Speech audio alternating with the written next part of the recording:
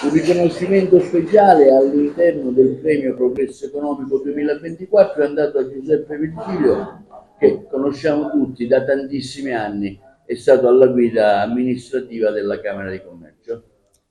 Io sono onorato e ringrazio il commissario Giuseppe Termini per l'affettuoso riconoscimento che mi ha voluto dare, ma io voglio condividere questo premio con tutto lo staff della Camera di Commercio, con tutti i colleghi, sia quelli che ora sono in pensione, purtroppo con quelli che non ci sono più e con tutti quelli che attualmente lavorano e che continuano il lavoro che viene svolto dalla Camera di Commercio. Lo voglio condividere con loro perché mi hanno permesso di raggiungere ottimi risultati durante il periodo in cui sono stato segretario generale e mi pongo a disposizione sempre della struttura per le ulteriori attività, anche se oggi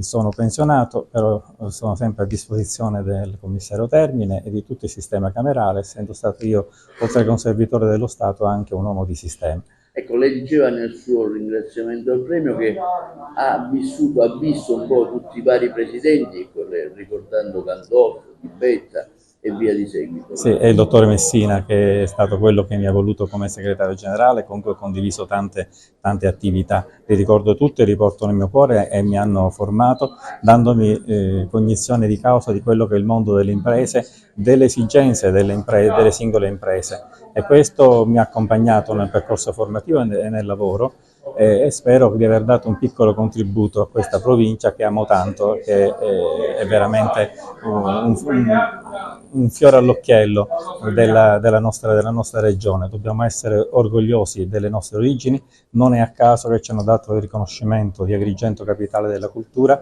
dobbiamo ricordare quello che siamo stati e quello che siamo, essendo orgogliosi, guardando sì qualche cosa che può essere migliorata, ma anche sapendo avere una visione del futuro e dello sviluppo di questa La terra. Camera di Commercio, che nell'arco della sua direzione è notevolmente cambiata, è stata trasformata anche dagli organi amministrativi regionali.